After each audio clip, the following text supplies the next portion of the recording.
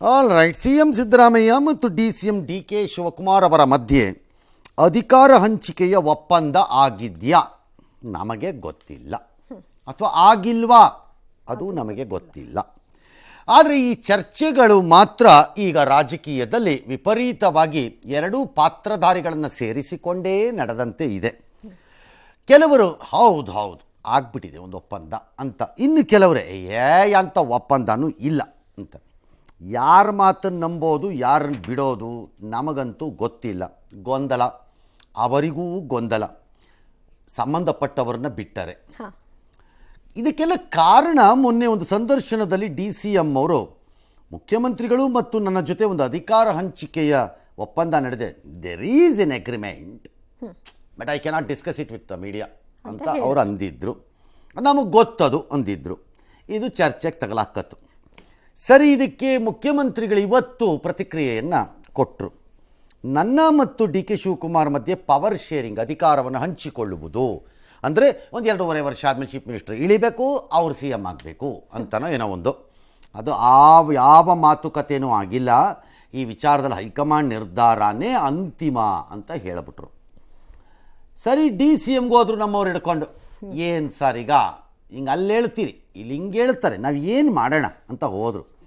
ಅವರು ಟಕ್ ಅಂತ ಅವ್ರಿಗೆ ಗೊತ್ತಾಗೋಯ್ತು. ಅವರು ಸಿ ಎಮ್ ಹೇಳಿದ್ಮೇಲೆ ಇನ್ನೇನಿದೆ, ಅವ್ರು ಹೇಳಿದ್ದೆ ಫೈನಲ್, ನನ್ನ ತಕರಾರು ಏನಿಲ್ಲಪ್ಪ, ನಾನು ಸಿ ಎಮ್ ನಿಷ್ಠ, ಪಕ್ಷನಿಷ್ಠ, ನೋ ಕ್ವಶನ್ ನೋ ಡಿಸ್ಕಷನ್ ಅಂತ ಹೇಳ್ಬಿಟ್ಟು ಹೊರಟರು. ಮೂಲ ಆ ಸಂದರ್ಶನದಲ್ಲಿ ಅದನ್ನು ಯಾಕೆ ಹೇಳಿದ್ರು ಅಂತ ಹೇಳಲಿಲ್ಲ ಅವರು. ಈಗ ನೋ ಕ್ವಶನ್ನು ನೋ ಡಿಸ್ಕಷನ್ನು ನನಗೂ ಅರ್ಥ ಆಯಿತು. ಆಗ ಯಾಕೆ ಹೇಳಿದ್ರಿ ಅದನ್ನ ಅಂತ ಅದಕ್ಕೆ ಉತ್ತರ ಕೊಡಲ್ಲ. ಸಿಎಂ ಹೇಳಿದ್ಮೇಲೆ ಫೈನಲ್ ಅದು ಓಲಿ ಸರ್, ಫೈನಲ್ಲೇ ಹೈಕಮಾಂಡ್ ಹೇಳಿದ್ಮೇಲೆ ಫೈನಲ್ಲೇ, ನಮಗೂ ಗೊತ್ತದು. ಅದು ಯಾಕೆ ಹೇಳಿದ್ರಿ ಅವ್ರು ಹೇಳದೆ ಇದ್ಮೇಲೆ ಅಲ್ಲಿ ಅದನ್ನ ಅವ್ರು ಹೇಳಲೇ ಇಲ್ಲ. ಅವರು ಸರಿ, ಯಾರ ಮಾತು ಸರಿನೋ ಗೊತ್ತಿಲ್ಲಪ್ಪ ಅಂತ ಪರಮೇಶ್ವರ್ ಹೇಳಿದ್ರು. ಇವರು ಹಿಂಗೆ ಹೇಳ್ತಾರೆ, ಅವರು ಹಂಗೆ ಹೇಳ್ತಾರೆ, ನಮಗೇನೋ ಗೊತ್ತಾಗ್ತಿಲ್ಲಪ್ಪ, ಯಾರು ಸುಳ್ಳು ಯಾರು ಸತ್ಯನೋ ಇದರಲ್ಲಿ ಅಂತ. ಪರಮೇಶ್ವರ್ಗೆ ಹೋಮ್ ಮಿನಿಸ್ಟ್ರಿಗೆ ಇದು ಗೊತ್ತಾಗದೇ ಇದ್ದಾಗ ಹುಲು ಮಾನವರಾದ ನಮಗೆ ಹೆಂಗೆ ಗೊತ್ತಾಗಬೇಕು? ಅಸಾಧ್ಯ, ನಮಗೆ ಗೊತ್ತಾಗಕ್ಕಾಗಲ್ಲ. ಜಾರಕಿಹೊಳಿ ಅಡ್ಡದ್ದಾರ ದೀಪ ಇಟ್ಟಂಗೆನೋ ಮಾತಾಡ್ಬಿಟ್ಟಿದ್ದಾರಂತೆ. ಒಟ್ಟಲ್ಲಿ ಈ ಪವರ್ ಶೇರಿಂಗ್ ಜಟಾಪಟಿ ವಿಪಕ್ಷಗಳಿಗೆ ಆಹಾರ ಅಂತೆ, ಅದರಲ್ಲೂ BJPಗೆ. ಆಹಾ ಮನೆಯಲ್ಲಿ ಆನೆ ಸತ್ ಬಿದ್ದಿದೆ, ಇನ್ನೊಬ್ಬರು ಮನೆಗೆ ಹೋಗಿ ನೊಣ ತೆಗಿತಾರಂತೆ ಇವರು ಯೋಗ್ಯತೆಗೆ. ಆಹಾರ ಅಧಿಕಾರಕ್ಕೋಸ್ಕರ ಅವರಿಬ್ಬರು ಬಡದಾಡ್ಕತಾ ಇರಬಹುದು. ಯಾರು? ಡಿ.ಕೆ. ಮತ್ತು ಸಿಎಂ ಇರಬಹುದು. ಅಧಿಕಾರವೇ ಇಲ್ಲದ ನೀವು ಬಡದಾಡ್ಕೊಳ್ತಿರೋದು ನೋಡಿದ್ರೆ ನಿಮ್ಗೆ ಏನಾದ್ರು ಲಜ್ಜೆಗಿಜ್ಜೆ ಇದೆಯಾ? ಮಾನಗಿರೆ ಮರ್ಯಾದೆ? ಹೌದು. ಆಹಾರ ಪವರ್ ಇದಕ್ಕೆ ಎಸ್ ನೋಡಪ್ಪ, ಯಾವ ಒಪ್ಪಂದನೂ ಆಗಿಲ್ಲ. ಹೈಕಮಾಂಡು ಏನು ತೀರ್ಮಾನ ಮಾಡ್ತಾರೆ ಅದಂತ ನಡ್ಕೊಳ್ಳೋದು ನಾವು. ಸದ್ಯಕ್ಕಾಗಲ್ಲ. ಆಯ್ತು, ನಮ್ಮ ಚೀಫ್ ಮಿನಿಸ್ಟರ್ ಹೇಳಿದ್ಮೇಲೆ ಅವ್ರು ಹೇಳಿದ್ದೆ ಫೈನಲ್. ನಮ್ಮ CM ಹೇಳಿದ್ಮೇಲೆ ಏನು ತಕರಾರೇ ಇಲ್ಲ.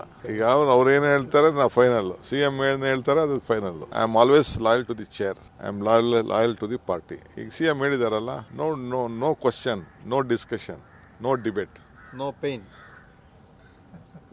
ಅದಕ್ಕೆಲ್ಲ ಉತ್ತರ ಕೊಟ್ಟಿದ್ದೀನಿ ನಾನು. ಈಗ ಒಪ್ಪಂದ ಆಗಿದೆ ಅಂತ ಅವ್ರು ಹೇಳಿದ್ದಾರೆ, ಇಲ್ಲ ಅಂತ ಮುಖ್ಯಮಂತ್ರಿ ಹೇಳಿದ್ದಾರೆ. There ends the matter.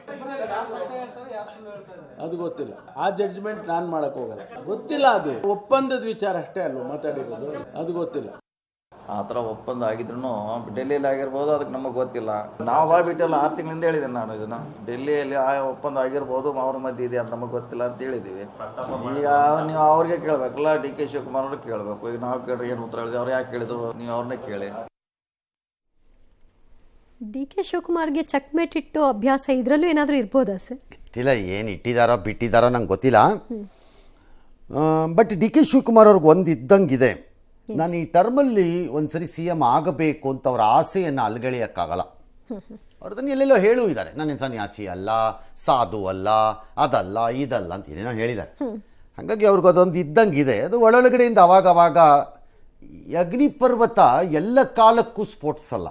Okay, ಆಗಾಗ್ಗೆ ಒಳಗಡೆ ಸಿಕ್ಕಾಬಿಟ್ಟು ಹೀಟ್ ಆದಮೇಲೆ ಅದು ಪ್ರೆಷರ್ ಜಾಸ್ತಿ ಆಗಿ ಬಂದ್ಬಿಡುತ್ತೆ. ಅದು ಹಂಗಾಗಿರಬಹುದು. ನನ್ನ ಪ್ರಾಬ್ಲಮ್ ಅಂದರೆ ಸಾಮಾನ್ಯವಾಗಿ ಎಲ್ಲ ಒಪ್ಪಂದಗಳಿಗೆ 1-2-3 ವಿಟ್ನೆಸ್ಗಳಿರ್ತವೆ. ಕೆಳಗಡೆ ಹಾಕಿರಲ್ವಾ, ವಿಟ್ನೆಸ್ 1 2 3 4 ಅಂತ ಬರ್ದಿರಲ್ವಾ, ಇರುತ್ತೆ. ಇದಕ್ಕೆ ಯಾರು ವಿಟ್ನೆಸ್ಸೋ ಏನೋ ನಮ್ಗೆ ಏನು ಗೊತ್ತು? ಓಕೆ. ಪ್ರೈಮರಿ ಸಿಗ್ನೇಚರ್ ಯಾರ್ದು ಗೊತ್ತಿಲ್ಲ, ಸಿಗ್ನೇಚರ್ ಸಹಿ, ವಿಟ್ನೆಸ್ ಏನು ಗೊತ್ತಿಲ್ಲ, ಇದೆಯೋ ಇಲ್ವೋ ಗೊತ್ತಿಲ್ಲ, ಅಗ್ರಿಮೆಂಟ್ ಏನು ಅನ್ನೋದು ನಮ್ಗೆ ಏನು ಗೊತ್ತಿಲ್ಲ. ಬಟ್ ಅವ್ರದ್ದು CM DK ಶಿವಕುಮಾರ್ ಹೇಳಿದ್ದು ಸರಿ ಇದೆ. Yes. ಅವರು ಪಕ್ಷನಿಷ್ಠ CM ನಿಷ್ಠ ಅದೆಲ್ಲ ಹೇಳಿದ್ದಾರೆ, ನೋ ಕ್ವಶನ್ ನೋ ಡಿಸ್ಕಷನ್ ಅಂತ ಹೇಳ್ಬಿಟ್ಟಿದ್ದಾರೆ. CM ಹೇಳಿದ್ದು ಫೈನಲ್ ಆಗೋದಾದ್ರೆ ನೀವ್ ಯಾಕೆ ಅದಕ್ಕೆ ಹೋಗಿ ಅಗ್ರಿಮೆಂಟ್ ಪ್ರಸ್ತಾಪ ಮಾಡಕ್ ಹೋದ್ರಿ ಅದರಲ್ಲಿ ಯಾವುದೋ ಸಂದರ್ಶನಕ್ಕೆ? ಹೌದು. ಒಂದು. ಎರಡನೇದು ಏನ್ ಮಾಡೋಣ ಈಗ ನಾವು ಅದಕ್ಕೆ? ಮುಖ್ಯಮಂತ್ರಿಗಳು ಅಷ್ಟೇ ಖಡಕ್ ಆಗಿ ಇವತ್ತು ಉತ್ತರ ಕೊಟ್ಟಿದ್ದಾರೆ. ಇಲ್ಲಿವರೆಗೂ ಆ ಥರ ನೋಡಿ ಏನು ಹೇಳಕ್ಕಾಗ್ತಿತ್ತು? ಈ ಒಪ್ಪಂದ ಇದೆಯೋ ಇಲ್ವೋ ನನಗೂ ಗೊತ್ತಿಲ್ಲ, ಪ್ರಶ್ನೆ ಬೇರೆ, ಅವ್ರಿಬ್ರು ಗೊತ್ತಿರಬೇಕು, ಅವ್ರ ಹೈಕಮಾಂಡ್ ಗೊತ್ತಿರಬೇಕು. CM ಏನು ಹೇಳಕ್ಕಾಗ್ತಿತ್ತು ಇದರಲ್ಲಿ? ಹೌದು ನಮ್ಮಿಬ್ಬರ ಮಧ್ಯೆ ಒಂದು ಒಪ್ಪಂದ ಇದೆ ಅಂತಂದಿದ್ದಿದ್ರೆ ನೆಕ್ಸ್ಟ್ 6 ತಿಂಗಳು 8 ತಿಂಗಳು ಅಡ್ಮಿನಿಸ್ಟ್ರೇಷನ್ ಏನಾಗುತ್ತೆ? ಹೌದು, ಕೊಲಾಪ್ಸ್ ಆಗ್ತಿತ್ತು. ಕೆಟ್ಟು ಹಳ್ಳ ಹಿಡಿದು ಬಿದ್ದೋಗತ್ತೆ ಅಷ್ಟೇ. ಆಮೇಲೆ ಯಾವನು ಯಾರ ಮಾತನ್ನು ಕೇಳಲ್ಲ. ಆಮೇಲೆ ಲಂಗು ಲಗಾಮ್ ಇರ್ತಿರ್ಲಿಲ್ಲ, ಯಾವ್ದು ಲಂಗು ಲಗಾಮೋ ಇರಲ್ಲ.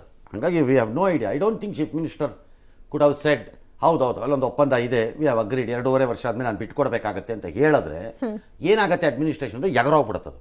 ಓಕೆ. ಹಾಗಾಗಿ ಅದನ್ನು ಅವ್ರು ಹೇಳಲಿಕ್ಕಾಗಲ್ಲ ಅಂತ ನನಗೆ ಗೊತ್ತದು. ನನಗೇನಿದಿಲ್ಲ ಇವ್ರದ್ದು ನಿಯತ್ತು ನಿಷ್ಠೆ DKದು ಇದನ್ನೆಲ್ಲ ನಾನು ಯಾವತ್ತೂ ಅದನ್ನು ಪ್ರಶ್ನೆ ಮಾಡಿಲ್ಲ. ಇಲ್ಲಿವರೆಗೂ ಅದು ವೆಲ್ ಪ್ರೂವ್ಡ್. ನಾಳೆ ಗೊತ್ತಿಲ್ಲ, ಬಟ್ ಇಲ್ಲಿವರೆಗಂತೂ ವೆಲ್ ಪ್ರೂವ್ಡ್ ಅದು. ಪಕ್ಷಕ್ಕೋಸ್ಕರ ಮತ್ತೇನೇನ್ರಿ ಅಷ್ಟೆಲ್ಲ IT ED ಎಲ್ಲ ಬಡಿದು ತಲೆ ಮೇಲೆ ಗುದ್ದಿದ್ರು ಬಂದುಬಿಟ್ಟು ಸಹಿಸ್ಕೊಂಡು ನಿಂತಿಲ್ವಾ? ಬಂಡೆಯ ರೀತಿ ಹೌದು ನಿಂತಿದ್ದಾರೆ. ಹಾಗಾಗಿ ಅದನ್ನು ಯಾವನು ಪ್ರಶ್ನೆ ಮಾಡಂಗಿಲ್ಲ. ಬಟ್ ಒಂದು ಪ್ರಾಬ್ಲಮ್ ಏನು ಅಂದರೆ DCM ಒಂದನ್ನು ಕಾಯ್ತಿದ್ದಾರೆ, ಮೇರಾ ನಂಬರ್ ಕಬ್ಬಾಯೇಗಾ. ಓಕೆ, ಆ ಸಮಯಕ್ಕೋಸ್ಕರ ಕಾಯ್ತಿದ್ದಾರೆ. ಅದಿದೆ, ಮೇರಾ ನಂಬರ್ ಕಬ್ಬಾಯೇಗಾ ಪ್ರಶ್ನೆ ಇದೆ ಅವ್ರ ಹತ್ರ. ಎರಡನೇದು DCM ಒಂದು ಪ್ರಾಬ್ಲಮ್ ಇದೆ, ಅದನ್ನು ಅವ್ರು ಒಪ್ಪಕ್ಕೆ ರೆಡಿ ಇಲ್ಲ. ಅವರು ಡಬಲ್ ಆ್ಯಕ್ಟಿಂಗ್ ಮಾಡ್ತಾ ಇದ್ದಾರೆ. ಒಂದು ರೋಲ್ DCM ಇದೆ, ಇನ್ನೊಂದು KPCC ಅಧ್ಯಕ್ಷ ಸ್ಥಾನದಲ್ಲಿ ಕೂತಿದ್ದಾರೆ. ಹಾಗಾಗಿ ಒಂದು ಅಕ್ಷರನೂ ಹೆಚ್ಚಿಗೆ ಮಾತಾಡೋಕ್ಕಾಗಲ್ಲ. ಪಕ್ಷದ ವಿರುದ್ಧ, ಪಕ್ಷಕ್ಕೆ ಹಿನ್ನಡೆ ಆಗೋ ರೀತಿ ಯಾವನಾರು ಮಾತಾಡ್ತಾರೆ ನೋಡಿ ಅಂತ ಇನ್ನೊಬ್ಬನಿಗೆ ವಾರ್ನಿಂಗ್ ಕೊಡ್ಬೇಕು ಅವರು. ಅಲ್ಲೊಂದು ಟೋಪಿ ಇಟ್ಟಿರ್ತಾರೆ, ಆ ಟೋಪಿ ಹಾಕತ್ತಾರೆ ಟಕಾರ್ ಅಂತ. ಯಾವನಾದ್ರೂ ಮಾತಾಡಿದ್ರೆ ಅಷ್ಟೇ ಅನ್ಬೇಕು. ಆ ಟೋಪಿ ಹಿಂಗೆ ಬಿಚ್ಚಿಬಿಟ್ಟು ಈ ಕಡೆಗೆ ಬರ್ತಾರೆ DCM ಕಡೆಗೆ, ಈ ಟೋಪಿ ಹಾಕತ್ತಾರೆ ತಕ್ಷಣ CM ಒಂದು ಅಗ್ರಿಮೆಂಟು ಹೇಳಕ್ಕಾಗಲ್ಲ ಅದಿದೆ ಅಂತ ಅಂತಾರೆ. 2 ಟೋಪಿ ಇದೆ ಈಗ. ಹೌದು, ಎರಡೆರಡು ಅವ್ರು ಹಂಗೆ ಹೋದಾಗ ಆ ಟೋಪಿ ಹಾಕೋಬೇಕು, ಹಿಂಗೆ ಹೋದಾಗ ಈ ಟೋಪಿ ಹಾಕೋಬೇಕು. ಸ್ವಲ್ಪ ಕಷ್ಟನೇ ಹ್ಯಾಂಡಲ್ ಮಾಡೋದು. ಹಂಗಾಗಿ ಅವರು ಹೌದು ನನ್ನ ಇಷ್ಟ ಅಂತಾರೆ. ಆಸೆ ಇದೆ, ಇರುತ್ತೆ, ಇದೆ, ಅಗ್ರಿಮೆಂಟ್ ಇದ್ರೆ ಇರುತ್ತೆ, ಇಲ್ದಿದ್ರೆ ಇಲ್ಲ, ನಿಮ್ಮಿಬ್ಬರ ಮಧ್ಯೆ ಅಲ್ಲವೇ? All right. ಇನ್ನು ನಾಳಿನ ಹಾಸನ ಸಮಾವೇಶ ವಿಚಾರದಲ್ಲಿ ಕಾಂಗ್ರೆಸ್ ಪಕ್ಷದ ಒಳಗೆ ಮುಸುಕಿನ ಗುದ್ದಾಟ ನಿಂತಂತೆ ಕಾಣಿಸ್ತಾ ಇಲ್ಲ. ಇದು ಅಹಿಂದ ಸಮಾವೇಶ ಅಂತ, ಇದು ಅಹಿಂದ ಸಮಾವೇಶ ಅಲ್ಲ ಅಂತ, ಹೀಗೆ ಒಬ್ಬೊಬ್ರು ಒಂದೊಂದು ರೀತಿಯ ಹೇಳಿಕೆಯನ್ನ ಕೊಡ್ತಾ ಗೊಂದಲಕ್ಕೆ ಕಾರಣವಾಗಿದೆ. ಇದರ ಜೊತೆಗೆ ನಾಯಕ, ವಿಚಾರ, ಸಿದ್ಧಾಂತ ಎಲ್ಲ ಒಂದೇ, ಬ್ಯಾನರ್ ಮಾತ್ರ ಚೇಂಜ್ ಆಗಿದೆ ಅಷ್ಟೇ ಅಂತ ಮಾತುಗಳು ಕೂಡ ಕೇಳಿಬಂದಿದೆ. ಇದಕ್ಕೆಲ್ಲ ಫುಲ್ ಸ್ಟಾಪ್ ಇಡಲು CM ಪ್ರಯತ್ನ ಪಟ್ಟಿದ್ದಾರೆ. DCM ಕೂಡ ಇದಕ್ಕೆ ದನಿಗೂಡಿಸಿದ್ದಾರೆ. ಕಾಂಗ್ರೆಸ್ ರ್ಯಾಲಿ ಬಗ್ಗೆ JDS ಆಕ್ರೋಶವನ್ನು ಹೊರಹಾಕಿದೆ. ಇದರ ನಡುವೆಯೇ ಕಾಂಗ್ರೆಸ್ ಸಮಾವೇಶಕ್ಕೆ ಹಾಸನ ಸಜ್ಜಾಗಿದೆ. SM ಕೃಷ್ಣ ಬಡಾವಣೆಯಲ್ಲಿ ಬೃಹತ್ ವೇದಿಕೆ ನಿರ್ಮಿಸಲಾಗಿದೆ. 70,000 ಮಂದಿಗೆ ಕೂರಲು ವ್ಯವಸ್ಥೆಯನ್ನು ಮಾಡಿದ್ದಾರೆ. ನಗರದೆಲ್ಲೆಡೆ ಬೃಹತ್ ಕಟೌಟ್ಗಳು ಮತ್ತು ಸಾವಿರಾರು ಫ್ಲೆಕ್ಸ್ಗಳು ರಾರಾಜಿಸುತ್ತಿದೆ. ಕಲ್ಪನೆಗಳನ್ನು ಮಾಡ್ಕೊಳ್ತಕ್ಕಂಥದ್ದು ಬಿಡಬೇಕು. ಎಲ್ಲ ಸೇರಿ ಪಕ್ಷದ ವೇದಿಕೆಯಲ್ಲಿ ಪಕ್ಷದ ಕಾರ್ಯಕ್ರಮ ಅಂತಾನೆ ಇವತ್ತು ಅದು ಮಾಡ್ತಾ ಇರೋದು. ಅದು ಯಾವ ಊಹಾಪೋಹಗಳಿಗೆ ಯಾವುದಕ್ಕೂ ಬೆಲೆ ಕೊಡಬೇಡಿ. ಯಾವುದೇ ರೀತಿ ಗೊಂದಲ ನಮ್ಮ ಪಕ್ಷದಲ್ಲಿಲ್ಲ. ನಮ್ಮ ಪಕ್ಷದಲ್ಲಿ ಎಲ್ಲರೂ ಒಗ್ಗಟ್ಟಾಗಿದ್ದೀವಿ. ವಿಚಾರಗಳು ಒಂದೇ, ಐಡಿಯಾಲಜಿ ಒಂದೇ. ಹತ್ರ ಏನು ಬ್ಯಾನರ್ ಚೇಂಜ್ ಆಗಿರ್ಬೋದು ಅಷ್ಟೇ. ಎಲ್ಲ ಅವರೇ ಅದಾರಲ್ಲ, ಅವರೇ ಮುಖಂಡರು. ಅಹಿಂದ ಅಂದ್ರೂ ಒಂದೇ, ಕಾಂಗ್ರೆಸ್ ಅಂದ್ರೂ ಒಂದೇ, ಅದ್ರಲ್ಲಿ ಏನು ಡಿಫ್ರೆನ್ಸಿಯೇಟ್. ಸಿದ್ದರಾಮಯ್ಯ ವಿರುದ್ಧದಲ್ಲಿ ಕಾಂಗ್ರೆಸ್ನಾಗೆ ಇದ್ದಾರೆ, ಸೊ ಅವ್ರಿಗೆ ಕಾಂಗ್ರೆಸ್ ಆಗ್ತಾರೆ ಅಷ್ಟೇ. ನೀವು ಯಾರು ಕೇಳ್ಬೇಕು ಅವ್ರು ಕೇಳಿ ಉತ್ತರ ಹೇಳಿ ಬಂದ. ನಮಗೇನು ಗೊತ್ತಿದೆ, ಏನು ನಮ್ಗೆ ಗೊತ್ತಿಲ್ಲ, ನೀವು ಕೇಳಿ ನಾವೇನು ಹೇಳೋದು. ಕಾಂಗ್ರೆಸ್ ಪಕ್ಷ ಮತ್ತು ಸ್ವಾಭಿಮಾನಿಗಳ ಒಕ್ಕೂಟದ ಜಂಟಿ ಆಶ್ರಯದಲ್ಲಿ ಸಮಾವೇಶ ನಡೀತಾ ಇದೆ. ಹೆಚ್ಚಾಗಿ ಸ್ವಾಭಿಮಾನಿಗಳ ಒಕ್ಕೂಟದವರು ಜನ ಕರ್ಕಬರ್ತಕ್ಕಂಥ ಕೆಲಸವನ್ನು ಮಾಡ್ತಾರೆ. ಎಷ್ಟೇನಿಲ್ಲ, ಮೊದಲಿಂದ ಹಂಗೆ ಇದೆಯಲ್ಲ. ಕಾಂಗ್ರೆಸ್ ಪಕ್ಷನೂ ಕೂಡ ಸೇರ್ಕೆ ಮಾಡ್ತಾ ಇರೋದ್ರಿಂದ ಇದು ಜಂಟಿ ಆಶ್ರಯದಲ್ಲಿ ನಡೀತಾ ಇದೆ. ಸಂತೋಷ, ಬರಲೇಬೇಕು, ಬರ್ತಾರೆ ಅನ್ನೋ ಒಂದು ವಿಶ್ವಾಸ. ನಮ್ಗೆಲ್ಲ ವರ್ಗದ ಜನ ಸಪೋರ್ಟ್ ಮಾಡೋದಕ್ಕೆ ನಮ್ಮ ಸರ್ಕಾರ ಬಂದಿದ್ದು. ನಾವೆಲ್ಲರಿಗೂ ಇನ್ವೈಟ್ ಮಾಡ್ತಾ ಇದ್ದೀವಿ. ಏನೋ ಹಾಸನದಲ್ಲಿ ನಾಳೆ ದಿನ ಅದೆಂತ ಸಮಾವೇಶ, ಜನಕಲ್ಯಾಣ ಸಮಾವೇಶ. ಏನೋ ಪಾಪ ಅಲ್ಲಿ ಸಾಂತ್ವನ ಹೇಳಕ್ ಹೋಯ್ತಾರಂತೆ. ಯಾರಿಗೆ ಸಾಂತ್ವನ ಹೇಳ್ತೀಯಪ್ಪ? ಯಾರನ್ನಾದ್ರೂ ಒಬ್ಬನ್ನ ಅರೆಸ್ಟ್ ಮಾಡಿದ್ರ, ಆ ಕ್ಯಾಸೆಟ್ ಬಿಟ್ಟಂತವ್ರನ್ನ? ಇದು ನಿಮ್ಮ SIT ತನಿಖೆನಾ? ಬ್ಯಾನರ್ ಯಾಕೆ ಇಷ್ಟೊಂದು ಮಹತ್ವ ಪಡ್ಕೊಳ್ತಿದೆ ಸರ್? ಇದು ಇಲ್ದಿದ್ರೆ ಏನಾಗ್ಬಿಡ್ತಿತ್ತು ಸರ್? ಯಾವುದು ಈ ಬ್ಯಾನರು ಹೆಸರು ಬದಲಾವಣೆ ವಿಷಯ? ಅದು ರಾಜಕಾರಣದಲ್ಲಿ ಪ್ರದರ್ಶನ ಮಾಡುವವರು ಮತ್ತು ಏನು ಕೆಲಸ ಮಾಡದೆ ಪೋಸು ಕೊಡುವವರು ಇಬ್ಬರೂ ಇರ್ತಾರೆ. ಓಕೆ. ಹಾಗಾಗಿ ಅವ್ರಿಗೆಲ್ಲ ಇಂಪಾರ್ಟೆಂಟ್ ಅದು. ಬಟ್ ಈ ಬ್ಯಾನರ್ಗಳು ಅಷ್ಟೊಂದು ಹಾಕಿದಾರಂತೆ. ಶಿವಕುಮಾರ್ ಅವ್ರು ಬೆಂಗಳೂರಲ್ಲಿ ಬ್ಯಾನ್ ಮಾಡಿಬಿಟ್ರು. ನಗರದ ಹಾಸನಕ್ಕೆ ಅನ್ವಯ ಆಗಲ್ಲ. ನಗರದ ಸೌಂದರ್ಯ ಇಲ್ಲಿ ಮಾತ್ರ ಅಲ್ವಾ, ಅದು ಹಾಸನ ನಗರದ ಸೌಂದರ್ಯ ಇಲ್ಲ ಅದು. ಆಲ್ ರೈಟ್, ಏನೋ ಅದನ್ನು ಅವ್ರು ಮಾಡ್ಕೊಂಡಿದ್ದಾರೆ, ಮಾಡ್ಕೋಬಹುದು. ಸಮಾವೇಶವನ್ನು ಮಾಡ್ಕೊಳ್ಳೋದು ಬಿಡೋದು ಆಯಾ ರಾಜಕೀಯ ಪಕ್ಷಗಳ ಹಕ್ಕು, ಅದು ಅವ್ರವ್ರ ಇಷ್ಟ. ಯಾವುದೇ ವಿಚಾರದ ಆಧಾರದ ಮೇಲೆ ಅವ್ರು ಅದನ್ನು ಮಾಡ್ಕೋಬಹುದು. ಇಲ್ಲಿ ಪ್ರಶ್ನೆ ಎದ್ದಿರುವುದು ಸಿದ್ದರಾಮಯ್ಯನವರನ್ನ ಒಂದು ರೀತಿ ಬಿಂಬಿಸ್ಬಿಡ್ತಾರೆ ಅಂತಾನೋ, ಅದಲ್ಲ ಇದು ಪಕ್ಷ ಅಂತಾನೋ, ಈ ಥರದ ಪ್ರಶ್ನೆಗಳು. ಅಲ್ಟಿಮೇಟ್ಲಿ ಅಲ್ಲಿ ಸೇರಿರುವ ಜನರದ ಇದು ಹೇಗಿರುತ್ತೆ, ಕಾಂಪೋಸಿಷನ್ನು ಅಂದರೆ ಯಾವ ಯಾವ ರೀತಿಯ ಜನನ ಯಾರ್ಯಾರು ಕರ್ಕೊಂಬಂದಿದ್ದಾರೆ ಅನ್ನೋದರ ಮೇಲೆ ಆ ಸಂದೇಶ ರವಾನೆ. ಓಕೆ. ಯಾರಿಗೆ ಆ ಸಂದೇಶ ಯಾವ್ಯಾವ ರೀತಿ ರವಾನೆ ಆಗಬೇಕೋ ಅದು ಆ ರೀತಿನೇ ಆಗತ್ತದು. ಅದನ್ನು ನೀವು ಹೆಸರು ಮತ್ತು ಬಾವುಟದಲ್ಲಿ ಬದಲಾಯಿಸಕ್ಕಾಗಲ್ಲ. ಓಕೆ. ಹಂಗೆ ಬದಲಾಯಿಸಕ್ಕೆ ಬರಲ್ಲ, ಅದು ಆಗಲ್ಲ. ಅದು ನನ್ನ ಪ್ರಕಾರದಲ್ಲಿ ಆಗಲ್ಲ. ಓಕೆ. ನಾಳಿನ ಸಮಾವೇಶದಲ್ಲೂ ಕೇಂದ್ರ ಬಿಂದುವಾಗಿ ಸಿದ್ದರಾಮಯ್ಯ ಇರ್ತಾರೆಯೇ ಹೊರತು ಕಾಂಗ್ರೆಸ್ ಪಕ್ಷ ಕೇಂದ್ರ ಬಿಂದು ಆಗಲ್ಲ. ಓಕೆ. ಮುಖ್ಯ ಇವರೇ ಆಗೋದು. ಆದರೆ ಇನ್ಯಾವುದೋ ಒಂದು ಸಮಾವೇಶವನ್ನ ಈಗ ಕಾಂಗ್ರೆಸ್ ಮಾಡುತ್ತೆ, ಬೆಳಗಾಮಲ್ಲಿ ಏನೋ ಒಂದು ಸಮಾವೇಶ ಮಾಡುತ್ತೆ ಕಾಂಗ್ರೆಸ್. ಈಗ ಅದೆಷ್ಟೋ ವರ್ಷ ಆಗಿದ್ದು ಅಲ್ಲಿ ಅಲ್ಲಿ ಅವ್ರದ್ದು ಇದು ನಡೆದು ಕಾಂಗ್ರೆಸ್ಸಿನ ಅಧಿವೇಶನ ನಡೆದು ಅಂತಾನೆ ಅದಕ್ಕೊಂದು ಮಾಡ್ತಾರೆ. ಅದು ಕಾಂಗ್ರೆಸ್ಸೇ ಕೇಂದ್ರೀಕೃತವಾಗತ್ತಲ್ಲಿ. ಅವರೇ ಆಗತ್ತೆ. ಅಲ್ಲಿ ಡಿಕೆನೂ ಆಗಲ್ಲ, ಸಿದ್ದರಾಮಯ್ಯನೂ ಆಗಲ್ಲ. ಬಟ್ ನಾಳಿನ ಸಮಾವೇಶದಲ್ಲಿ ನೀವು ಯಾರು ಏನೇ ಬ್ಯಾನರ್ ಹಾಕೊಳ್ಳಿ, ನೀವೇನೇ ಪೋಸ್ಟರ್ ಹಾಕೊಳ್ಳಿ, ನೀವೇನೇ ಮಾಡ್ಕೊಳ್ಳಿ, ಸಿದ್ದರಾಮಯ್ಯನೇ ಅದ್ರ ಕೇಂದ್ರ ಬಿಂದು ಆಗತ್ತದು. ಅವ್ರ ಮೇಲೆ ನಡೆಯುವಂತ ಹಂಗೆ ಆಗತ್ತದು. ಬಿಟ್ಟದ್ದು ಅವ್ರವ್ರಿಗೆ ಬಿಟ್ಟಿದ್ದ ಆ ಪಕ್ಷಗಳಿಗೆ ಬಿಟ್ಟಂತಹ ವಿಚಾರ ಅವ್ರು ಮಾಡ್ಕೊಳ್ಳಿ. ನಾವು ಹೆಂಗೆ ಹೇಳೋದು ಬೇಡ ಅಂತ ಇಲ್ವಲ್ಲ ಅಲ್ವಾ, ಕಷ್ಟ. ಸರಿ, ಸಿಎಂ ಪತ್ನಿಗೆ ಕೊಟ್ಟಿರುವ 14 ಸೈಟ್ಗಳ ಅಕ್ರಮ ಅಂತ ಇಡಿ ಒಂದು ವರದಿ ಅಥವಾ ಒಂದು ಪತ್ರವನ್ನು ಲೋಕಾಯುಕ್ತಕ್ಕೆ ತಲುಪಿಸ್ತು. ನಿನ್ನೆ ಪಬ್ಲಿಕ್ ಟಿವಿಲಿ 8 ಗಂಟೆ ಅಂತಾನೆ ಹಾಕಿ ಉಜ್ಜಿದ್ರು. 9 ಗಂಟೆಗೆ ನಾವು ಒಂದು ಸ್ವಲ್ಪ ಎಕ್ಸ್ಟ್ರಾ ಉಜ್ಜಿದ್ವಿ ಅಲ್ವಾ? ಕರೆಕ್ಟ್. ಇದಾದ ಮೇಲೆ ಮುಖ್ಯಮಂತ್ರಿಗಳ ವಿರುದ್ಧ ಮತ್ತೆ ಪ್ರತಿಪಕ್ಷಗಳೆಲ್ಲ ಮುಗಿಬಿದ್ದುವಂತೆ.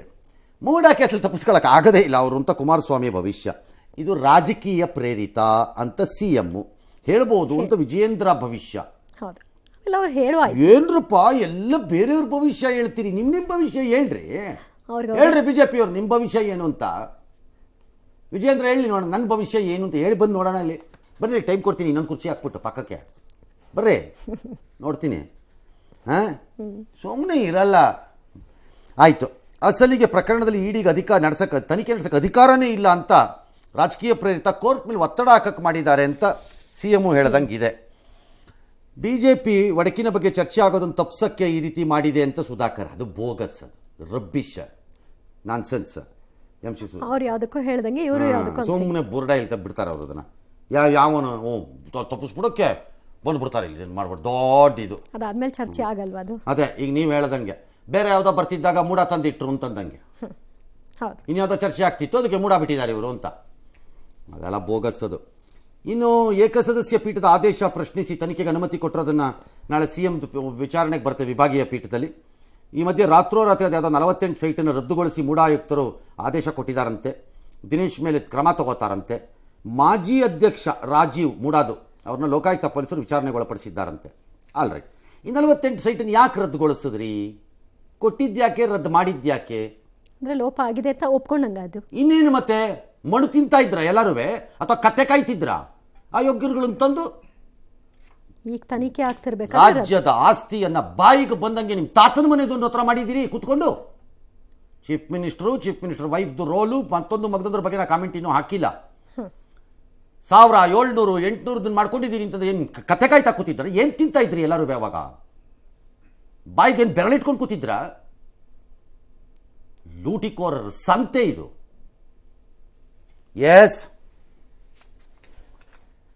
ಇಡಿ ಅವರಿಗೆ ಕೇಂದ್ರ ಸರ್ಕಾರ ಸೂಚನೆ ಕೊಟ್ಟಿದ್ದಾರಾ? ಯಾವ ಕಾರಣಕ್ಕೂ ಸಾಧ್ಯ ಇಲ್ಲ, ಯಾವ ಕಾರಣಕ್ಕೂ ಸಾಧ್ಯ ಆಗೋದಿಲ್ಲ. ಕಾನೂನು ಎಲ್ರಿಗೂ ಒಂದೇ. ಕಾನೂನು ವ್ಯಾಪ್ತಿಯೊಳಗೆ ತಪ್ಪು ಮಾಡಿದ್ರೆ ಇದು ಶಿಕ್ಷೆ ಅನುಭವಿಸಲೇಬೇಕು. ರಾಜಕೀಯ ಪ್ರೇರಿತವಾಗಿ ಕಾಂಗ್ರೆಸ್ ಪಕ್ಷ ಅಲ್ಲಿ ಅಧಿಕಾರದಲ್ಲಿದೆ, ಆ ಮುಖ್ಯಮಂತ್ರಿಗಳನ್ನ ಕಾಂಗ್ರೆಸ್ ಪಕ್ಷದ ಮುಖಂಡರನ್ನ ಟಾರ್ಗೆಟ್ ಮಾಡ್ತಾ ಇದ್ದಾರೆ. ಈ ಹೇಳಿಕೆಯನ್ನ ಇವತ್ತು ನಾಳೆ ಮುಖ್ಯಮಂತ್ರಿಗಳಿಂದ ನೀವು ನಿರೀಕ್ಷೆನ ಮಾಡಬಹುದು. ಮುಖ್ಯಮಂತ್ರಿಗಳು ಯಾವುದೇ ಅಪರಾಧ ಆಗಿಲ್ಲ, ಮೂಡದಲ್ಲಿ ಹಗರಣ ಆಗಿಲ್ಲ ಅಂತೇಳಿ ಬಹಿರಂಗವಾಗಿ ಹೇಳಿಕೆಯನ್ನು ಕೂಡ ನೀಡಿದ್ರು. ತದನಂತರದಲ್ಲಿ ನಾವು ಬಿಜೆಪಿ ಜೆಡಿಎಸ್ ಪಕ್ಷ ಮೈಸೂರಿಂದ ಬೆಂಗಳೂರಿಂದ ಮೈಸೂರಿಗೆ ಪಾದಯಾತ್ರೆಯನ್ನು ಕೂಡ ಮಾಡಿದ್ವಿ. ಪೊಲಿಟಿಕಲಿ ಮೋಟಿವೇಟೆಡ್ ನೋಡಪ್ಪ. ಇಡಿಯವರು ಅವ್ರಿಗೆ ಫಸ್ಟ್ ಆಫ್ ಆಲ್ ತನಿಖೆ ಮಾಡಲಿಕ್ಕೆ ಅಧಿಕಾರನೇ ಇಲ್ಲ. ಗವರ್ನರ್ ಹೇಳಿರೋದೇನು, ತನಿಖೆ ಮಾಡಿ ಇದನ್ನ ಕೊಡಿ ಅಂತ, ಲೋಕಾಯುಕ್ತ ಪೊಲೀಸ್ನವ್ರು ಕೊಡಿ ಅಂತ. ಕೋರ್ಟ್ನವ್ರು ಏನಂತ ಹೇಳಿರೋದು, ಡಿಸೆಂಬರ್ 24 ಒಳಗಡೆ ತನಿಖೆ ಮಾಡಿ ರಿಪೋರ್ಟ್ ಕೊಡಿ ಅಂತ ಹೇಳಿರೋದು. ಅವರು ತನಿಖೆ ಮಾಡ್ತಾ ಇದ್ದಾರೆ. ಇವರು ಯಾಕೆ ಲೆಟರ್ ಬರೀತಾರೆ? ಬಿಜೆಪಿಯ ಒಡಕಿನ ಬಗ್ಗೆ ಇವತ್ತು ಚರ್ಚೆ ಆಗ್ತಿದ್ದದನ್ನ ಇವತ್ತು ಬೇರೆಡೆ ಇದನ್ನ ತೆಗೋಬೇಕು ಅಂತಕ್ಕಂಥ ಒಂದು ಪ್ರಯತ್ನದ ಭಾಗವಾಗಿ ಇವತ್ತು ಇಡಿ ಅವರು ಇವತ್ತು ಲೋಕಾಯುಕ್ತ ಅವರಿಗೆ ಇನ್ನೊಂದು ತನಿಖೆ. Take that statement seriously. ಈಗ ಅವ್ರು ಹೇಳ್ತಿದ್ರಲ್ಲ, ನಮ್ಮ ಪಕ್ಷದಲ್ಲಿ ಯಾರು ಒಡಕಿಲ್ಲ, ಯಾರು ಅದನ್ನೆಲ್ಲ ಇದಾಗ ತೊಗೋಬಾರ್ದು ಅಂತ. ಹಂಗೆ ಇದನ್ನು ಯಾರು ಗಂಭೀರವಾಗಿ ತೊಗೋಬೇಕಾಗಿಲ್ಲ. ಇಟ್ ಈಸ್ ನಾನ್ ಸೆನ್ಸ್ ಅದು ಅಷ್ಟೇ. ಅದನ್ನು ತಿರುಗ್ಸೋಕೆ ಇದನ್ನು ತಂದುಬಿಟ್ರಂತೆ. ಹಾಂ ಅಷ್ಟೇ ಅಲ್ವಾ? ಓಕೆ, ಈಗ ಕ್ವಶನ್ ಏನು? ಇಡಿ ಕೊಟ್ಟಿರೋದು ಪತ್ರ, ಆದರೆ ಇವರು ಬಿಜೆಪಿ ಇಡಿ ನಾಳೆ ಹೇಳುತ್ತೆ, ಇಷ್ಟೇ ಹೇಳುತ್ತೆ. ಇದೇ ಪ್ರಾಬ್ಲಮ್ ನಿಮ್ಗಳಿಗೆ. ಚೀಫ್ ಮಿನಿಸ್ಟರ್ಗೆ ಲೀಗಲ್ ಅಡ್ವೈಸರ್ಸ್ ಯಾರೋ, ಅದು ಏನು ಮಾಡ್ತಿದ್ದೀರೋ ಅಥವಾ ಅದು ಏನು ನಿಮ್ಮ ಪ್ಲಾನ್ಗಳೋ ಯಾವನೂ ಗೊತ್ತು. ED will say there is nothing called parallel investigation, it's a separate investigation. Investigation ಬಂದಿರೋ ಇನ್ಫಾರ್ಮೇಷನ್ನ 2 ಇನ್ವೆಸ್ಟಿಗೇಟಿವ್ ಏಜೆನ್ಸೀಸ್ ಮಧ್ಯದಲ್ಲಿ ಶೇರ್ ಮಾಡಿದ್ದೀವಿ ಅಂತಾರೆ. ಏನು ಮಾಡ್ತೀರಿ ಆಗ? ಕೋರ್ಟ್ ಏನಾರು ಹೇಳುತ್ತಾ 2 ಇನ್ವೆಸ್ಟಿಗೇಷನ್ ಏಜೆನ್ಸೀಸು ಶೇರ್ ಮಾಡ್ಕೋಬಾರ್ದು ಇನ್ಫಾರ್ಮೇಷನ್ ಅಂತ ಎಲ್ಲರೂ ಇದೆಯಾ? ಡಿಬಾರ್ ಮಾಡಿದಾರಾ? ತಮಿಳುನಾಡು ಪೊಲೀಸು ಕರ್ನಾಟಕದ ಪೊಲೀಸು ಕೊಡ್ತಾರೆ ಇನ್ಫಾರ್ಮೇಷನ್, ಕೊಡ್ಕೊಡ್ದು ಅಂತ ಏನಾರು ಹೇಳ್ತೀರಾ? ನಾಳೆ ಮಹಾರಾಷ್ಟ್ರದಲ್ಲಿ ಬಿಜೆಪಿ ಗೌರ್ಮೆಂಟ್ ಇದೆ, ಅಲ್ಲಿಂದ ಒಂದು ಇನ್ಫಾರ್ಮೇಷನ್ ಪಾಸ್ ಮಾಡ್ತಾರೆ ಈ ಕಡೆಗೆ ಏನೋ ಒಂದನ್ನ, ಬಿಜೆಪಿ ಸರ್ಕಾರ ತಗೊಬಿಡ್ರ ಇನ್ಫಾರ್ಮೇಷನ್ ಅಂತ ಹೇಳ್ತೀರಾ? ಹಂಗಾಗಲ್ಲ. ಅದೇನೇನು ಅದು ಯಾವ್ಯಾವ ಪ್ರಚಂಡರು ಸೇರ್ಕೊಂಡಿದ್ದಾರೋ ನನಗಂತೂ ಅರ್ಥವಾಗ್ತಿಲ್ಲ ಈ ಕೇಸಲ್ಲಿ. The point 2 is the honourable chief minister says it is ಅವ್ರಿಗೆ ತನಿಖೆಗೆ ವ್ಯಾಪ್ತಿ ಇಲ್ಲ ಅಂತ. ಇರಬಹುದು ಮನಿ ಲಾಂಡ್ರಿಂಗ್ ಪಾರ್ಟನ್ನು ಬಿಟ್ಟರೆ ಈ ಪಾರ್ಟ್ ಅವ್ರಿಗೆ ಇನ್ವೆಸ್ಟಿಗೇಟ್ ಮಾಡೋಕ್ಕೆ ಅವ್ರಿಗೆ ಜಾಗ ಇಲ್ಲದಿರಬಹುದು. ಇಲ್ಲವೇ ಇಲ್ಲ ಅಂತ ಇನ್ನೂ ಹೇಳಿಲ್ಲ. ಆದರೆ ಅದನ್ನು ಯಾವಾಗ ಚಾಲೆಂಜ್ ಮಾಡಬೇಕಾಗಿತ್ತು ಆನರಬಲ್ ಚೀಫ್ ಮಿನಿಸ್ಟರ್ಸ್ದು ಲೀಗಲ್ ಟೀಮು? ಇವತ್ತಾ? ಕಾಗದ ಬರೆದ ಮೇಲೆ ಅವತ್ತೇ ಲೋಕಾಯುಕ್ತ FIRನ ತದ್ರೂಪಾಗಿ ಇಡಿ FIR ಹಾಕಿದಾಗ, ತದ್ರೂಪು ಲೋಕಾಯುಕ್ತ FIR ಏನಿದೆಯೋ ಅದರದ್ದು ಅಕ್ಯೂಸ್ಡ್ಗಳ ಪಟ್ಟಿ ಪ್ರಕಾರದಲ್ಲಿ ತದ್ರೂಪ ಹಾಕಿದ್ರಪ್ಪ ಅವರು. ಅವತ್ತೇ ಕೇಳಬೇಕಿತ್ತು ತಾನೆ, on what grounds ED is doing this investigation. High court ಆದೇಶದ ಮೇಲೆ ಲೋಕಾಯುಕ್ತ ಮಾಡ್ತಿರ್ಬೇಕಾದ್ರೆ ಇವ್ರದ್ದು ಏನು ಇದರಲ್ಲಿ ಅಂತ ಅವತ್ತೇ ಕೇಳಬೇಕಿತ್ತಲ್ಲ. ಸ್ಕ್ವಾಶಿಂಗು ಅವತ್ತು ಕೇಳಲಿಲ್ಲ. ಈಗ ಕೂತ್ಕೊಂಡ್ಬಿಟ್ಟು ಈಗ ಅದೇ ಅಕ್ರಮ ಅಂತಂದರೆ ಇಲ್ಲಿವರೆಗೂ 1000 ಜನಕ್ಕೆ ನೋಟಿಸ್ ಕೊಟ್ಟು ಕಳಿಸಿದ್ರು ಅವರು. ನಾಳೆ ಇನ್ಯಾರ್ಯಾರಿಗೆ ನೋಟಿಸ್ ಬರುತ್ತೋ ಗೊತ್ತಿಲ್ಲ. ಬರುತ್ತೆ, ಬರೆದಿಟ್ಕೊಳ್ಳಿ. ನನ್ನ ಪ್ರಕಾರ ಇನ್ನೂ ನೋಟಿಸ್ಗಳಿವೆ ಬಾಕಿ, ಬರುತ್ತೆ, ಎಲ್ಲೂ ಹೋಗಲ್ಲ ಅದು. ಈಗ ಹೇಳಿದ್ರೆ ಅದನ್ನ ಒಂದು ತನಿಖಾ ಸಂಸ್ಥೆ ಇನ್ನೊಂದು ತನಿಖಾ ಸಂಸ್ಥೆಗೆ ಹೀಗೆ ಮಾಡಿ ಅಂತ ಹೇಳಲಿಕ್ಕೆ ಅವ್ರಿಗೆ ಲೋಕಾಯುಕ್ತ ಈಗ ಹೇಳ್ಬೋದು, ನಮ್ಮ ಇಷ್ಟ ಏನು ತನಿಖೆ ನಡೆಸೋ ರೀತಿ. ನಮ್ಮ ತನಿಖೆ ನಮ್ಮ ಹಕ್ಕು ಅಂತ ಬೇಕಾದ್ರೆ ಲೋಕಾಯುಕ್ತ ಹೇಳ್ಬೋದು. ಇವ್ರ ಸ್ಲೋಗನ್ ನನ್ನ ತೆರಿಗೆ ನನ್ನ ಹಕ್ಕು, ನಮ್ಮ ಭೂಮಿ ನಮ್ಮ ಹಕ್ಕು ಅಂತ ಇನ್ನೊಬ್ರು ಯಾರು ಹೇಳದಂಗೆ ಇವರು ಲೋಕಾಯುಕ್ತದವರವೇ ನಮ್ಮ ತನಿಖೆ ನಮ್ಮ ಹಕ್ಕು ಅಂತ ಬೇಕಾದ್ರೆ ಹೇಳಬಹುದು. ಯಾವ ಅನುಮಾನನೂ ಇಲ್ಲ ಅದ್ರ. It need not get influenced by somebody else investigation. There is no ಇದು ಬಾರ್. ಅಥವಾ ಅವ್ರು ಬರೆದಿರೋ ಕಾಗದನ ಯಥಾವತ್ತು ಒಪ್ಕೋಬೇಕು ಅಂತ ಎಲ್ಲೂ ನಿಯಮನೂ ಇಲ್ಲ ಅಂತ ನೆನ್ನೆನೂ ಹೇಳಿದ್ದೀನಿ ನಾನು. ಇನ್ನೊಂದ್ಸರಿ ಹೇಳ್ತೀನಿ ಅದು. ಈಗಲೂ ನನಗೆ ಚೀಫ್ ಮಿನಿಸ್ಟರ್ದು ರೋಲ್ ಏನು ಅಂತ ಇಡಿ ವರದಿನಲ್ಲೂ ನಾನು ಕಂಡಿಲ್ಲ ಅಂತಲೇ ಹೇಳ್ತೀನಿ ನಾನು ಈಗಲೂ. ಆ ಸಮಯದಲ್ಲಿ ಅವರು ಅಧಿಕಾರದಲ್ಲಿ ಇದ್ರು ಅನ್ನೋದನ್ನು ಬಿಟ್ಟರೆ ಅದಕ್ಕೆ ಲಾಜಿಕಲಿ ಅವ್ರು ಇನ್ಫ್ಲೂಯೆನ್ಸ್ ಮಾಡಿದ್ದಾರೆ ಅಂತ ಹೇಳಕ್ಕೆ ಟ್ರೈ ಮಾಡ್ತಿದ್ದಾರೆ ಹೊರತು ಸ್ಪೆಸಿಫಿಕ್ ಆಗಿ ಕಾಣಿಸಿಲ್ಲ ಅಂತಲೇ ಹೇಳ್ತಿದ್ದೀನಿ. But Lokayukta can ignore it. High court ನಮಗೆ ಹೇಳಿದೆ ತನಿಖೆ ಮಾಡಿ ವರದಿ ಕೊಡ್ರಪ್ಪ ಅಂತ. ನಾವು ತನಿಖೆ ಮಾಡಿ ವರದಿ ಕೊಡ್ತೀವಿ, ಎಕ್ಸ್ಟರ್ನಲಿ ನಮ್ಗೆ ಏನೇನು ಬಂದರೂ ನಾವು ಅದನ್ನು ಕನ್ಸಿಡರ್ ಮಾಡಲ್ಲ ಅಂತ ಬೇಕಾದ್ರೆ ಹೇಳ್ಕೋಬೋದು. ಹೇಳಿ CM ಪಾತ್ರ ಇಲ್ಲ ಅಂತಾನೋ ಅಥವಾ ಅವ್ರ ವೈಫ್ ಪಾತ್ರ ಇಲ್ಲ ಅಂತಾನೋ ಅಥವಾ ಯಾರ ಸಂಬಂಧಿಕರ ಪಾತ್ರ ಇಲ್ಲ ಅಂತಾನೋ, ಬರೀ ಆಫೀಸರ್ಸ್ ಪಾತ್ರ ಅಂತಾನೋ, ಇಲ್ಲ ಎಲ್ಲರ ಪಾತ್ರನೂ ಇದೆ ಅಂತಾನೋ ಅಥವಾ ಯಾರ ಪಾತ್ರನೂ ಇಲ್ಲ ಅಂತಾನೋ, 1 ಇಂಚ್ ಭೂಮಿನಲ್ಲಿ ಏನು ವ್ಯತ್ಯಾಸ ಆಗಿಲ್ಲ ಅಂತಾನೋ ಒಂದು ರಿಪೋರ್ಟ್ ಕೊಡ್ಬೋದು. ಅವ್ರು ಏನು ಬೇಕಾದ್ರೂ ಕೊಡ್ಬೋದು. But the trouble will be, ನನ್ನ ಪ್ರಕಾರದಲ್ಲಿ ಟ್ರಬಲ್ ಎಲ್ಲಿದೆ ಅಂತಂದ್ರೆ ಇದರಲ್ಲಿ ನಾಳೆ ಏನಾದರೂ ಅಪ್ಪಿತಪ್ಪಿ ಕೋರ್ಟಲ್ಲಿ ಈ ಪ್ರಶ್ನೆ ಉದ್ಭವವಾದರೆ ED has no business to conduct this investigation and give it to Lokayukta. ಆದರೆ ಆ ಇಡಿ ರಿಪೋರ್ಟಲ್ಲಿರುವಂತಹ ಅಂಶಗಳು ಫ್ಯಾಕ್ಟ್ಸಾ ಅಲ್ವಾ ಅನ್ನೋ ಪ್ರಶ್ನೆ ಉದ್ಭವ ಆಗ್ಬೋದೇನೋ. ಅದು ಸುಳ್ಳ ಸತ್ಯವಾ ಅದ್ರ ಬಗ್ಗೆ ಹರಿಯೋದು ಹೇಗೆ? ಆ ಅಂಶಗಳನ್ನು ಲೋಕಾಯುಕ್ತ ತನ್ನ ತನಿಖೆಯಲ್ಲಿ ಕನ್ಸಿಡರ್ ಮಾಡಿದ್ಯಾ ಮಾಡಿಲ್ವಾ ಅನ್ನೋ ಪ್ರಶ್ನೆ ಬೇಕಾದ್ರೆ ಬರ್ಬೋದು, ಕೋರ್ಟ್ ಕೇಳ್ಬೋದು, ಬರ್ಬೋದು. That's a possibility. ಅಂತ ನಾನು ಅನ್ಕೋತಿರೋದು. ಗೊತ್ತಿಲ್ಲ, ಅವ್ರಿಗೆ ಘನತೆ ವೆತ್ತ ಸಲಹೆಗಾರರು ಇರ್ತಾರೆ, ಅವ್ರು ಯಾರೋ ಏನೋ ಹೇಳ್ಕೊಡ್ತಾರೆ, ಆ ಪ್ರಕಾರದಲ್ಲಿ ಅವ್ರು ಮಾಡ್ತಾರೆ.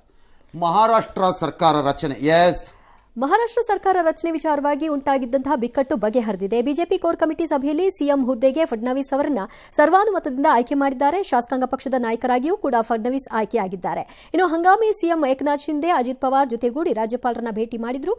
ಮುಖ್ಯಮಂತ್ರಿಯಾಗಿ ಫಡ್ನವೀಸ್ ಸರ್ಕಾರ ರಚಿಸಲು ಆಹ್ವಾನ ನೀಡಿ ಅಂತ ಕೋರಿದ್ರು. ಏಕನಾಥ್ ಶಿಂದೆ ಮತ್ತು ಅಜಿತ್ ಪವಾರ್ಗೆ ಡಿಸಿಎಂ ಹುದ್ದೆಯನ್ನ ಆಫರ್ ಮಾಡಿದ್ದಾರೆ. ಅದನ್ನು ಅವರು ಒಪ್ಕೊಂಡಿದ್ದಾರೆ ಅಂತ ಆಯ್ತಿಗೆಲ್ಲ ಒಪ್ಕೊಂಡ್ರ. ನಾಳೆ ಮುಂಬೈನ ಆಜಾದ್ ಮೈದಾನದಲ್ಲಿ ತಗೋತಾರಂತೆ, ಪ್ರಧಾನಿ ಮೋದಿನೂ ಹೋಗ್ತಾರಂತೆ, ಸಿಕ್ಕಾಪಟ್ಟೆ ಜನ ಸೇರಿಸ್ಕೊತಾರೆ, ಅದ್ರೇನು ಅನುಮಾನ ಇಲ್ಲ. ಫಡ್ನವೀಸ್ ನಾಗ್ಪುರದಲ್ಲಿ ಜನ ಆಗದವರು, ಬೇಸಿಕಲಿ RSS ಇಂದ ಕೆಲಸ ಸ್ಟಾರ್ಟ್ ಮಾಡಿದವರು. ಅತ್ಯಂತ ಚಿಕ್ಕ ವಯಸ್ಸಲ್ಲೇ ABVPಗೆ ಬಂದು ಭಾಳ ಕ್ವಿಕ್ಕಾಗಿ 26-27 ವರ್ಷಕ್ಕೆ ಮೇಯರ್ ಆಗಿಬಿಟ್ರು ನಾಗ್ಪುರದಲ್ಲೇ ಹೆಡ್ ಕ್ವಾರ್ಟರ್ಸ್ ಇರೋದು RSSದು. ಆಮೇಲೆ 4 ಸರಿ ಶಾಸಕರಾಗಿದ್ದಾರೆ. ಮೊದಲನೇ ಸರಿ ಅವರು CM ಆಗಿದ್ದಾಗಲೇ ಅವ್ರಿಗೆ 44 ವರ್ಷ. ಆಮೇಲೆ 2ನೇ ಸರಿ ಆದರೂ, ಬಟ್ ಅದು 5 ದಿನ, 5 ದಿನ ಏನೋ ಅಷ್ಟೇ, ಒಂದು 10 ಗಂಟೆನೋ 6 ಗಂಟೆನೋ ಇತ್ತು, ಹೋಯ್ತದು ಡಮಾರ ಬಿಡೋಯ್ತು. ಆಮೇಲೆ 3ನೇ ಬಾರಿ ಆಗ್ತಾರೆ ಅನ್ಕೊಂಡ್ರು, ಅವಾಗ ಏಕನಾಥ್ ಶಿಂದೆ ಆಗ್ಬಿಟ್ರು, ಇವರು DCM ಆಗ್ಬಿಟ್ರು. ಈಗ 3ನೇ ಬಾರಿ ಆಗ್ತಿದ್ದಾರೆ. ಈಗ ಇವರು ಒಂದೇನಪ್ಪ ಅಂತಂದರೆ, ಕೆಲವ್ರು ಹೇಳೋದು ಏಕನಾಥ ಶಿಂದೆ ಜಾಗದಲ್ಲೇ ಫಡ್ನವೀಸ್ ಆಗಬೇಕಿತ್ತು ಆಗಲೇ, ಬಟ್ ಅದೇನೇನೋ ಕಾರಣಕ್ಕೆ ಆಗಲಿಲ್ಲ, ಏಕನಾಥ್ ಶಿಂದೆಗೆ ಬಿಟ್ಕೊಟ್ರು. ಫಡ್ನವೀಸು ದೊಡ್ಡ ಮನಸ್ಸು ಮಾಡಿ ತಾನು CM ಆಗಿದ್ರು, DCM ಒಪ್ಕೊಂಡು ಒಳಕ್ಕೆ ಹೋದ್ರು. ಅದನ್ನೇ ಏಕನಾಥ್ ಶಿಂದೆನೂ ಮಾಡಬೇಕೀಗ ಇವತ್ತಿನ ಪರಿಸ್ಥಿತಿಗೆ ಅಂತ ಕೆಲವರು ವಾದ. ಏನು ಮಾಡ್ತಾರ ಬಿಡ್ತಾರ, ಅವ್ರವ್ರಿಗೆ ಬಿಟ್ಟಿತ್ತು ಅಲ್ವೇ.